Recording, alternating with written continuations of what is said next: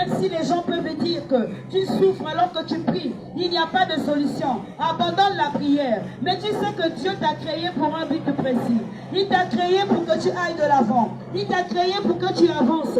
Il t'a créé pour que tu puisses grandir dans la paix, dans la tranquillité. Mais il y a une chose. Répète avec moi, il y a une chose.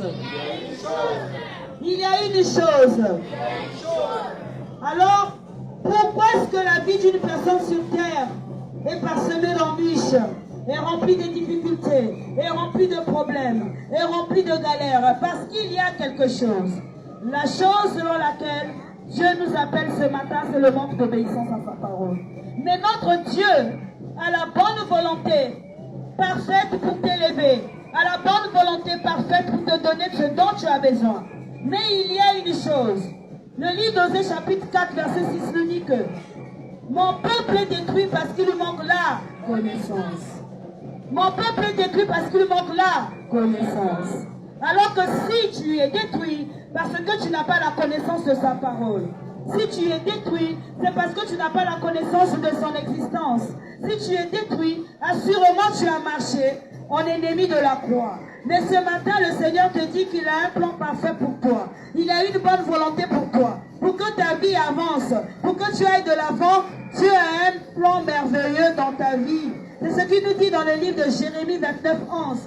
J'ai formé pour vous des projets de paix, non de malheur, afin que vous ayez de l'avenir et de l'espérance. Alors que s'il y a une situation dans la vie qui est en train de te perturber, sache que Dieu a un plan merveilleux dans ta vie. Est-ce que tu es béni du Seigneur ce matin? Est-ce que tu es béni du Seigneur ce matin? Est-ce que tu vois la volonté parfaite de Dieu dans ta vie? Dieu veut que tu puisses aller de l'avant. Dieu veut que tu prospères à tous égards. Il souhaite même que tu sois en bonne santé. Mais il dit, comme prospère l'état de ton âme, alors ton âme ici, c'est une entité spirituelle qui est basée sur les émotions. Et l'âme qui pêche, c'est celle qui... Alléluia. Ne regardons pas ceux qui rentrent dans l'église. Tu es venu dans l'église, tu dois suivre sa parole. Tous les mouvements, les faits et gestes. Quand tu regardes à gauche, tu perds quelque chose. Sois attentionné à la parole. Est-ce que je parle à un peuple ce matin? Est-ce que je parle à un peuple ce matin? Donc, le nom de l'Éternel dans ta vie ne doit jamais être la déception. Le nom de l'Éternel dans ta vie ne doit jamais être le découragement. Le nom de l'Éternel dans ta vie doit être succès, réussite et bonheur. Parce que le Seigneur ne t'a pas créé pour que tu puisses le blasphémer. Mais il t'a créé pour qu'il soit glorifié parce qu'il t'a fait à son image.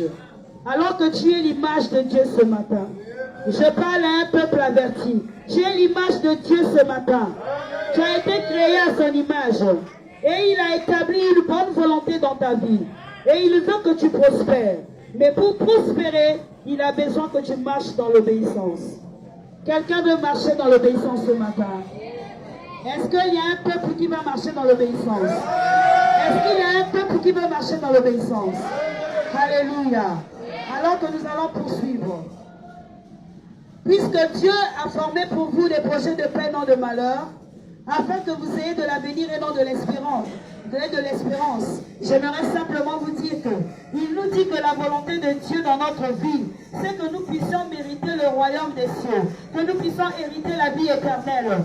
Mais si nous croyons au Seigneur, si nous voyons les merveilles que le Seigneur a fait, au travers de sa parole qui est la Bible, que nous pouvons lire à tout moment pour voir les merveilles de Dieu dans notre vie et ce qu'il a fait dans son parcours sur la terre. En ce moment-là, tu vas commencer à réaliser que Dieu aime le monde. Voilà pourquoi dans le livre de Jean chapitre 3 verset 16, il est écrit: car Dieu a tant aimé le monde qu'il a envoyé son Fils unique afin que quiconque croit en lui ne périsse point, mais qu'il ait la vie éternelle. Quiconque croit en lui ne périsse point, mais qu'il ait la vie éternelle. La vie éternelle, c'est que tu dois obéir à la parole de Dieu. Tout ne peut jamais être facile sur terre. La clé de réussite dans ta vie, c'est se soumettre à la volonté de Dieu. La clé de réussite dans ta vie, c'est se soumettre à la parole de l'Éternel. La clé de réussite dans ta vie, c'est de marcher dans la crainte de Dieu.